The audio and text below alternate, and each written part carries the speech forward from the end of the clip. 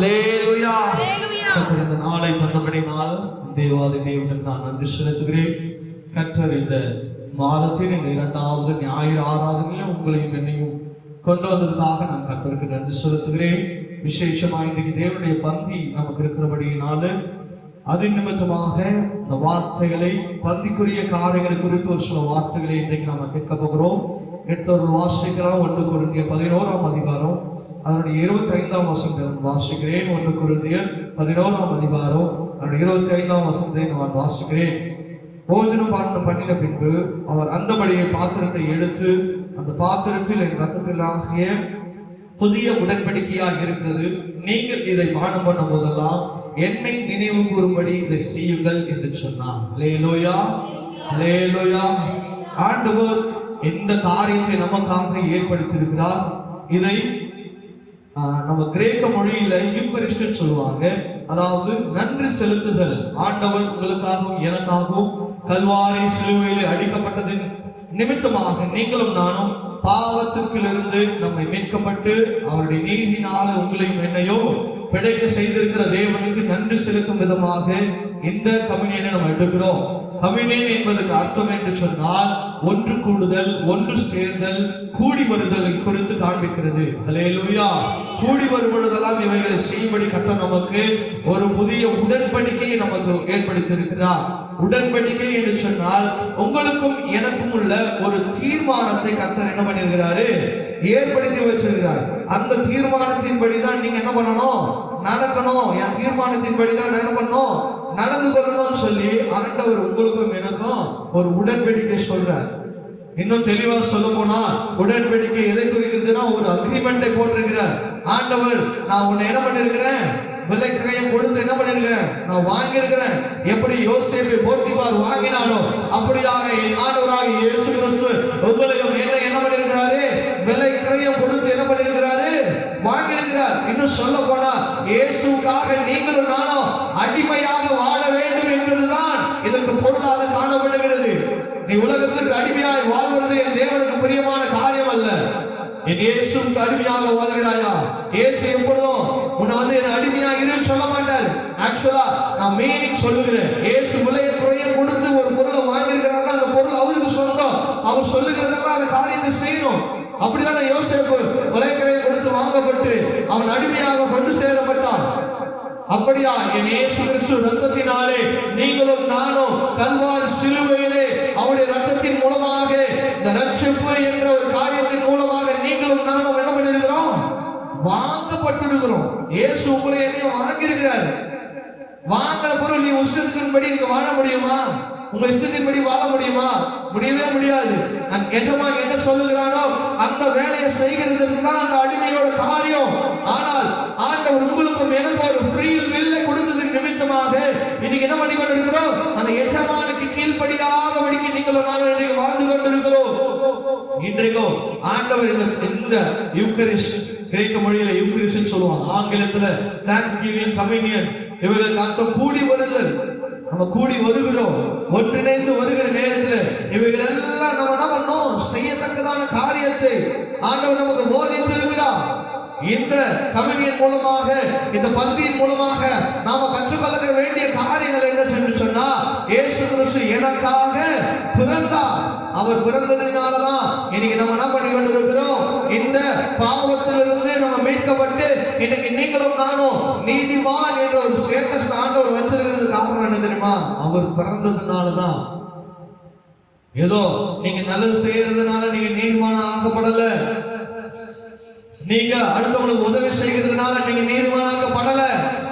இயேசு கிறிஸ்துவினுடைய ரத்தம் ஒன்றே உங்களையும் என்னையும் பாவத்திலிருந்து கழுவி என்ன பண்ணிருக்கிறது, நம்மை சுத்திகரித்திருக்கிறது. அந்த பாவத்திற்கு நாம மரித்திருக்கிறோம், நம்ம நீதிக்கு பிழைத்திருக்கிறோம் என்று சொல்லி நம்ம அப்போஸ்தலனாகிய பவுல் ரோமருக்கு எழுதின நிருபம் 6ஆம் அதிகாரத்தை நீங்க முழுமையாக வாசித்து பார்த்தீர்கள் என்று சொன்னால் நிச்சயமாகவே நீங்க என்ன பண்ண முடியும், அந்த வார்த்தைகளின்படி கேட்க முடியும். ஆண்டவருடைய வசனத்துக்கு நீங்க என்ன பண்ண முடியும், செவி கொடுக்க முடியும். ஆண்டவருடைய வார்த்தை நம்மை நடத்துகிறது என்று சொன்னால் அந்த வார்த்தைக்கு நம்ம கீழ்ப்படிந்து அதன்படியாக நம்ம ஜீவிக்கணும். ஆண்டவர் உங்களையும் என்னையும் நேசித்த நிமித்தமாக அவர் என்ன பண்ணிருக்கிறார், விலை கிரயம் கொடுத்து நம்ம என்ன பண்ணிருக்கிறாரு, வாங்கி இருக்கிறாரு.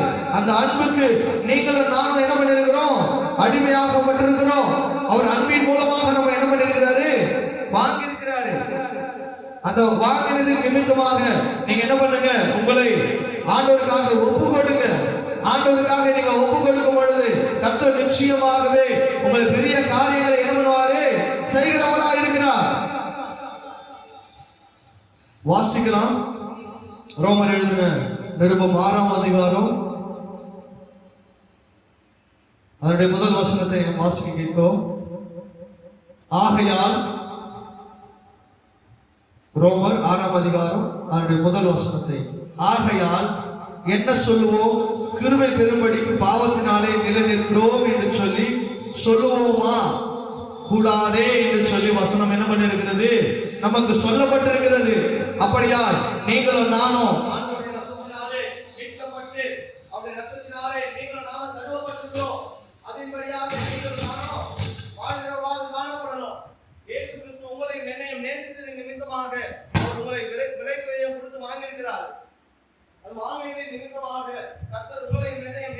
நிமித்தமாக அவர் உங்களையும் என்னையும் என்ன பண்ணிருக்கிறாரு? வாங்கியிருக்கிறாரு.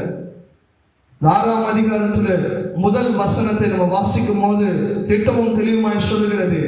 ஆகையால் என்ன சொல்வோம்? கிருபை பெருகும்படிக்கு பாவத்தினாலே நிலைநிற்கிறோம் என்று சொல்லுவோமா? முடியாது. ஏன்னா வசனம் இன்னைக்கு நிறைய பேர் போதிக்கிறதான காரியங்கள், எங்கு பாவம் பெருகுதோ அங்கு கிருபை பெருகும் சொல்லி இன்னைக்கு நிறைய சபைகளில் என்ன பண்ணி கொண்டு இருக்கிறாங்க? ஏமாற்றி கொண்டு இருக்கிறாங்க. அப்படி அல்ல. அந்த கிருபை எப்படி பெருகும் என்று சொன்னா அவருடைய அன்பின் நிமித்தமாக நம்ம என்ன பண்ணி கொண்டு இருக்கிறது? பெருகி கொண்டு இருக்கிறது. இன்னைக்கு பாவத்தின் நிமித்தமாக சாபத்தின் நிமித்தமாக என்ன பண்ணி கொண்டு இருக்கிறோம்? வாழ்ந்து கொண்டிருக்கிற நீங்களும் நானும் அதன்படி வாழ்கிறவர்களாய் அல்ல, நீங்களும் நானும் அவருடைய கிருபை நிமித்தமாக என்ன பண்ணி கொண்டு இருக்கிறோம்? வாழ்ந்து கொண்டிருக்கிறோம் என்பதை நிச்சயத்திருக்கிறோம். அதை நம்புங்க, அதை விசுவாசிங்க. 2வது வசனம் சொல்லுகிறது, பாவத்திற்கு மரித்து நான் இனி அதிலே எப்படி பிழைப்பேன்? அப்போஸ்தலனாகிய பவுல் ரோமருக்கு சொல்றான், நான் பாவத்திற்கு மரித்ததுனால இனி அந்த பாவத்தினால நான் எப்படி பிழைப்பேன் என்று சொல்லியிருக்கிறான். அப்போ பாவத்துக்கு நீங்க மரித்திருக்கிறீங்க என்று சொன்னால் அந்த பாவம் உங்களை எப்படி மீட்க முடியும்? இயேசு கிறிஸ்து உங்களுக்காகவும் எனக்காகவும் கல்வாரி சிலுவையில் அடிக்கப்பட்டது அந்த காரியத்திற்காக நாம நினைவு கூறும்படியாய் கர்த்தர் இப்பேற்பட்ட காரியங்களை உங்களுக்கும் எனக்கும் என்ன பண்ணி கொண்டிருக்கிறார்? செய்திருக்கிறார். அவருடைய இந்த பந்தியில உட்கொள்ளுகிற நீங்களும் நானும் எதை முதலாவது நினைவு கூறும் என்று சொன்னால் அவருடைய பிறப்பை நினைவு கூறுகிறோம். 2வது அவருடைய மரணத்தை தெரிவிக்கிறோம். 3வது அவருடைய உயிர்த்தெழுதலை நாம் என்ன பண்றோம்? சொல்லுகிறோம் இந்த உலகத்திற்கு. ஆண்டவர் சொல்றார், நான் ஒரு மலமும் நீங்க என்ன பண்ணுங்க? இவைகளை செய்யுங்க என்று சொல்லியிருக்கிறார். அப்போ இந்த கம்யூனியன் நீங்க எடுக்கிறது ஒரு சாதாரணமான ஒரு பிரெட் கையில கொடுத்ததுனால நான் எடுத்துக்கிறேன், அதை உட்கொள்ளுகிறேன், இந்த ராட்சரசத்தை கொடுக்கிறேன், அது இல்ல. உண்மையான அர்த்தம் நீங்க அதை வாங்கும் போது என்ன தெரியுமா? முதலாவது சொல்லணும், ஏசப்பா எனக்காக நீங்க பிறந்திருக்கிறீங்க, எனக்காக நீங்க மரித்திருக்கிறீங்க, எனக்காக நீங்க என்ன பண்ண போறீங்க? மறுபடியுமாய் வரப்போகிறீங்க என்பதை இந்த ராபோஜனம் உங்களுக்கும் என்னையும் நினைவு கூறுகிறது. அதுதான். ஏதோ பந்தி கொடுக்குறாங்க சபையில, அதை வாங்கி சாப்பிட்டுருவோம், அதை ஜூஸ் கொடுக்குறாங்க அதை குடிப்போம், அது அல்ல. லிட்டரலான மீனிங் என்ன சொன்னா, என் இயேசு எனக்காக மரித்ததை நான் நினைவு கூறுகிறேன், ஏசப்பா எனக்காக அடிக்கப்பட்டதை நான் நினைவு கூறுகிறேன், கல்வாரி சிலுவையில் எனக்காக அவர் சிந்தின அந்த ரத்தத்தை நான் என்ன பண்றேன்? நினைவு கூறுகிறேன். எனக்காக அவர் மீண்டும் வரப்போகிறார். இந்த உலகத்தில் என்னை நியாயம் தீர்க்க அவர் வரப்போகிறார் என்பதை என்ன பண்ணுகிறது? இந்த வசனங்கள் நமக்கு நினைப்பூட்டுகிறது. இவைகள் எல்லாம் தெரியாம புரியாம இந்த உலகத்தின்படி ஏதோ ஆலயத்துல மாசத்துல ஒரு நாள் இதை கொடுக்குறாங்க, வாங்கி சாப்பிடுறோம்னு சொல்லி கையை வச்சுட்டீங்கன்னா நிச்சயமாகவே இவைகளை குறித்து நீங்க நியாய தீர்ப்பினால் ஆண்டவருக்கு என்ன பண்ணோம்? கணக்கு கொடுக்க, கணக்கு ஒப்புகளா இருக்கிறோம், பயபக்தியாய் எடுக்கணும். அதனாலதான் சுத்திகரிப்பு கூட்டத்தை ஆலயத்துல என்ன பண்றாங்க? ஏற்படுத்தி இருக்கிறோம். போன மாசம் நம்ம வைக்கல, முதல் மாதம்ன்றதுனால. எனக்கு அருமையான சகோதர சகோதரிகளே, தேவன் வார்த்தைக்கு உங்களை ஒப்பு கொடுங்க. கம்யூனியன் என்பது ஏதோ சபையில ஒரு பிரெட்டையும் ஒரு ஜூஸோ கொடுக்கறது என்று சொல்லி நீங்க நினைத்து எடுத்துடாதீங்க. நிதானித்து உங்களை நியாய தீர்ப்புக்கு உட்படாதபடிக்கு உங்களை என்ன பண்ணுங்க, நீங்க பாதுகாத்து கொள்ளுங்க. உங்களை நீதியாய் நடத்தி கொள்ளுங்க. உங்களை அன்பாய் நடத்தி கொள்ளுங்க. கர்த்தர் உங்க காரியங்களை செய்ய வேண்டும் என்று சொன்னா உங்களை நீங்க என்ன பண்ணிருந்தோ, தேவன் நமக்காக மரித்த அந்த மரணத்தை நீங்க நினைத்து பார்க்கணும். ஆண்டவர் எனக்காக மரிச்சிருக்கிறார், எனக்காக அவர் என்ன பண்ண போறார், உயிரோடு எழுந்து வந்திருக்கிறார். என்னை மீண்டுமா அவரோடு என்ன பண்ண போகிறாரு, சேர்த்து கொள்ள போகிறார், நம்மளை இணைத்து கொள்ள போகிறார். அதுதான் இந்த புதிய உடன்படிக்கைக்குரிய காரியங்களாய் காணப்படுகிறது. ஹல்லேலூயா, ஹல்லேலூயா, ஹல்லேலூயா. இதை கேட்டுக்கொண்டிருக்கிற தேவ பிள்ளைகளே, கிறிஸ்து இயேசுக்காக உங்களை என்ன பண்ணிக்கொள்ளுங்க, மாற்றிக்கொள்ளுங்க. உங்களை நீங்க மாற்றிக்கொள்ளுங்க. நேற்று தினத்தோடு பேசின வார்த்தைகள் அதுதான், நமக்கு சொல்லப்பட்ட வார்த்தைகள் அதுதான்.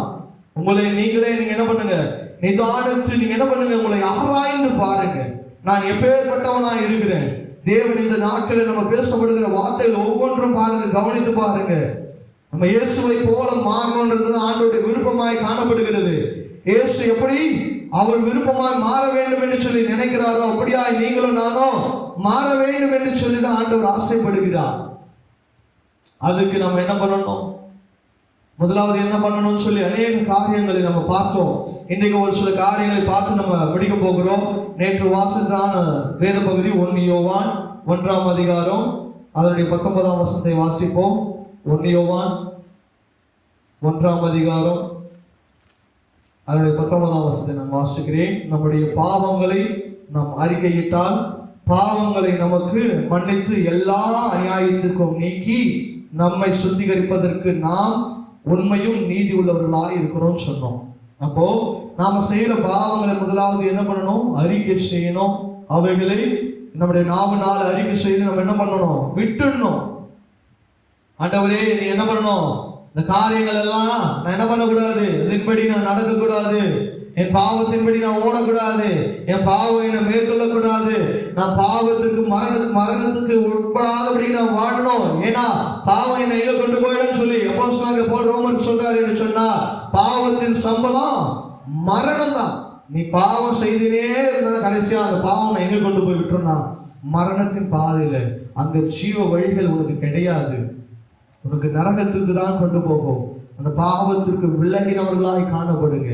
பாவத்திற்கு உட்படுத்தாதபடிக்கு உங்களை என்ன பண்ணுங்க, நீதிக்கு உட்படுத்துங்க.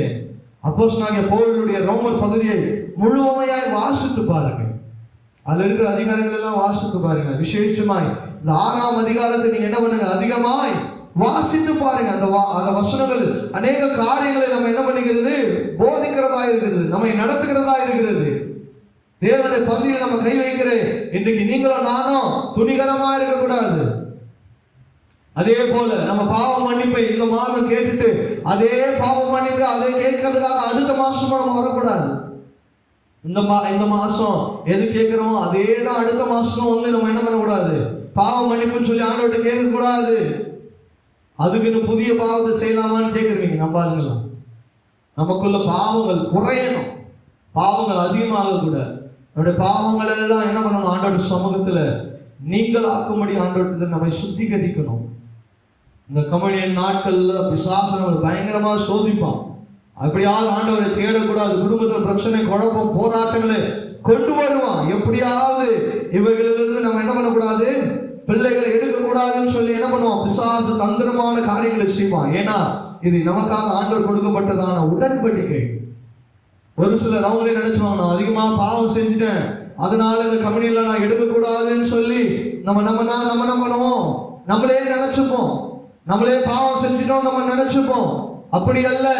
உங்களை நீங்கள் நிதானித்து உங்களை நீங்க என்ன பண்ணணும், சோதித்து அறிகிறவர்களாய் காணப்படணும். உங்களை சோதித்து அறிகிறதுக்கு தான் இந்த ஆலயத்தை ஆண்டவர் உங்களுக்காக கொடுத்திருக்கிறார். உங்களை நீங்க என்ன பண்ணுங்க, சோதித்து அறிகிறவர்களாய் காணப்படுங்க. பாவத்துக்கு உங்களை விலகி என்ன பண்ணுங்க, பாதுகாத்து கொள்ளுங்க.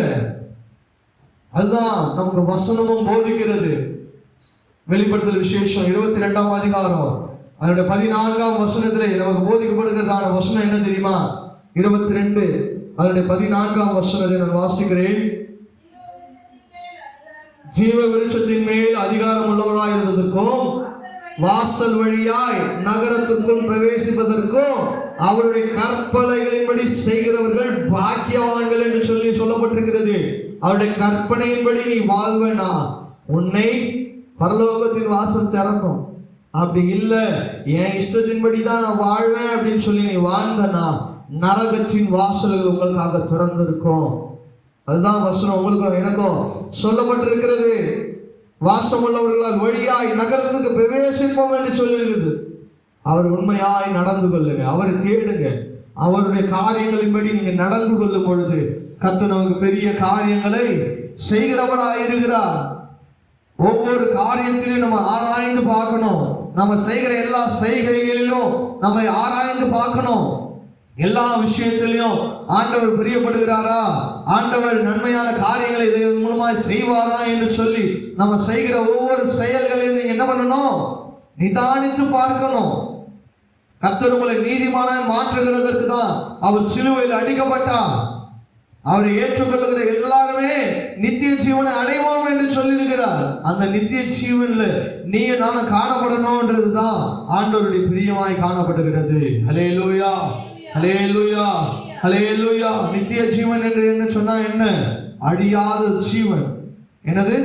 அழியாத ஜீவன் நமக்கு கொடுத்திருக்கிறார். அவர் மரணத்தின் மூலமாக அவர் அழிந்ததின் நிமித்தமாக நமக்கு அழியாத வாழ்க்கை ஆண்டவர் என்ன பண்ணியிருக்கிறாரு, கொடுத்திருக்கிறார். நம்ம எல்லாம் நினைச்சிட்டு இருக்கிறோம் நம்ம மறிச்ச பிறகு நம்மளை போய் எடுத்துட்டு போய் புதைச்ச உடனே அவ்வளவுதான் நம்ம வாழ்க்கை முடிஞ்சிருச்சு. இன்னைக்கு நிறைய பேர் நினைச்சிட்டு இருக்கிறது தான் இந்த மரணத்திற்கு பின்பாக ஒரு வாழ்க்கை இருக்கிறது. அதை தான் கிறிஸ்தவர்கள் விசுவாசிக்கிறாங்க. அதுக்காக தான் இந்த உலகத்துல என்ன போராட்டம் வந்தாலும் பிரச்சனை வந்தாலும் சகித்து கொண்டு இருக்கிறோம். இது நல்லா புரிஞ்சுக்கோங்க. வாழ்க்கைக்கு ஒரு மரணத்துக்கு பின்பாக ஒரு வாழ்க்கை இருக்கிறது என்பதை விசுவாசிங்க, நம்புங்க. அதுதான் நித்திய ஜீவன், அழியாத வாழ்க்கை. அதுல நான் பிரவேசிக்கணும்னா இயேசுவை ஏற்றுக்கொண்டவனா நான் காணப்படணும்.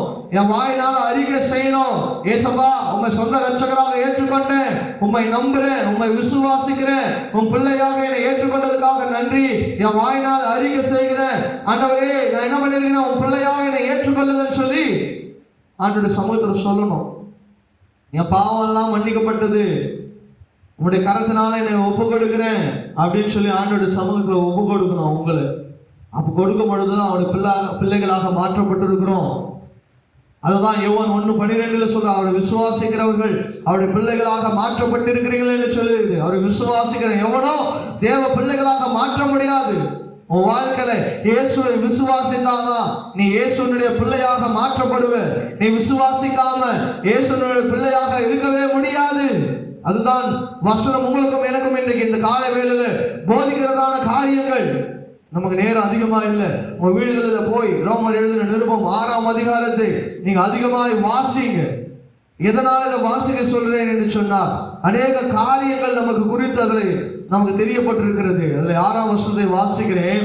நான் இனி பாவத்திற்கு ஊழியம் செய்யாதபடிக்கு பாவ சரீரம் ஒழிந்து போகும் பொருட்டாக நம்முடைய பழைய மனுஷன் அவரோடு கூட சிலுவையிலே அறையப்பட்டது என்று அறிந்திருக்கிறேன். எப்படி? நான் அவரோடு கூட சிலுவையில என் பாவத்தை அறைந்திருக்கிறேன் என்று சொல்லி நீ சொல்லிட்டேன்னா மறுபடியும் அந்த பாவனுக்குள்ள என்ன பண்ணக்கூடாது, மேற்கொள்ளக்கூடாது. 7ஆம் வசனம் சொல்றது, மரித்தவன் பாவத்திற்கு நீங்கி விடுதலையாக்கப்பட்டிருக்கிறானே. அப்ப அவரோடு மரித்திருக்கிறவன் பாவத்திற்கு விலகி இருக்கிறான்னு சொல்லி வசனம் சொல்லுகிறது. நீங்கள் நியாய பிரமாணத்துக்கு கீழ்ப்படியாமல் கிருபைக்கு கீழ்ப்பட்டவர்களாக இருக்கும்படி பாவம் உங்களை மேற்கொள்ளாது. அவருடைய கிருபை நிமித்தமாக உங்களுக்குள்ள பாவம் இருக்காது என்று சொல்லி ஆண்டோட வசனம் சொல்லுகிறது. அவருடைய வசனத்தின்படியாய் அவருடைய கிருபையின்படியாய் நீங்க நடந்து கொள்ளணும். அதனால் அவருடைய கிருபை இருக்குதுன்னு சொல்லி பாவம் செய்து கொண்டே இருக்கக்கூடாது. கிருபை என்று சொன்னால் உங்களுக்கும் எனக்கு பாவம் செய்வதற்கு ஒரு லைசன்ஸ் கிடையாது. கிருபை எதற்காக கொடுக்கப்பட்டிருக்கிறது என்று சொன்னால் உங்களையே நீங்க நிதானித்து அறிய வேண்டும்.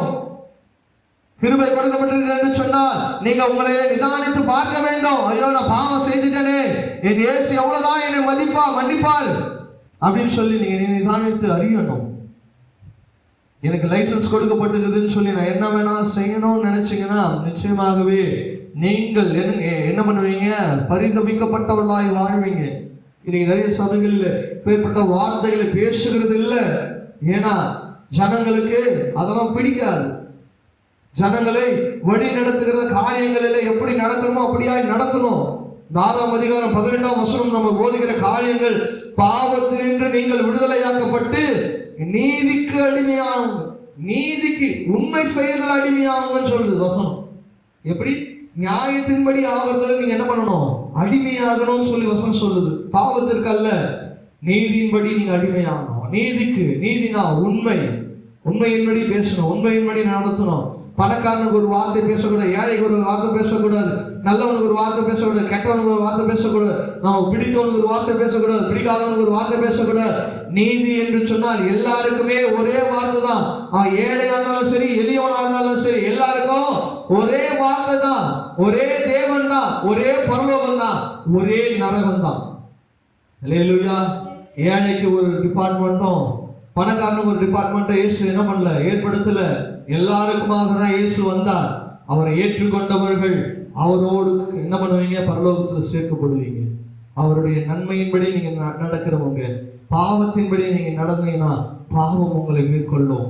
நீதியின்படி நீங்க நடந்தீங்க என்று சொன்னால் நீதியின்படியும் நியாயத்தின்படியும் உங்களை நிலைநிறுத்தும். அல்லேலூயா, அல்லேலூயா. கடைசியா ஒரே ஒரு வசனத்தை மாத்திரம் நான் வாசிக்க ஆசைப்படுகிறேன். சங்கீதம் 51ஆம் சங்கீதம் அதனுடைய 17ஆம் வசனத்தை நான் வாசிக்கிறேன். 51ஆம் சங்கீதம் அதனுடைய 7ஆம் வசனத்தை யாராவது வாசிக்க. 51:7 நானே வாசிக்கிறேன். நீர் என்னை ஈசோப்பினால் சுத்திகரியும், அப்பொழுது நான் சுத்தமாவே, என்னை கழுவியருளும், அப்பொழுது நான் உறைந்த மழையை போல வெண்மையாவே என்று சொல்லி. இன்னைக்கு இந்த மழை தண்ணி தான் இருக்கிறதுல பியூரஸ்ட் வாட்டர்னு சொல்லுவாங்க. அது கூட 90% கலப்படம் இல்லாத தண்ணி. இப்போ அவர் நம்ம ஈசோப்பினால் கழுவி நம்ம என்ன பண்ணணுமா? சுத்திகரிக்கணும். அவர் நம்மை சுத்திகரிக்கும் பொழுது எப்படி ஆயிடுமா? ஒரு நல்ல மழை தண்ணீரை போல மாற்றப்படுவோம்னு சொல்லி இருக்குது. அல்லேலூயா. இப்போ இயேசுவா நம்மை சுத்திகரிக்க முடியும். இயேசுதான் நம்ம என்ன பண்ண முடியும்? சுத்திகரிக்க முடியும். நீ போய் ஆடு மாடு கோழியை வெட்டிட்டு இருந்தனா உனக்கு உள்ள பரிசுத்தம் வராது. அததான் வசனம் சொல்லுகிறது. ரத்தம் சிந்துதல் இல்லாமல் பாவ மன்னிப்பு இல்லை என்று சொல்லி பழைய ஏற்பாடுல எல்லாம் என்ன பண்ணிட்டு இருந்தான்? ஆட்டையும் மாட்டையும் கோழியும் என்ன பண்ணிட்டு இருந்தான்? வெட்டிட்டு இருந்தான். இன்னைக்கு எந்த கோயிலையாவது ஆடு மாடு வெட்டுறாங்களா? கோயில கூட வெட்டுறது இல்லை. ஏன் தெரியுமா?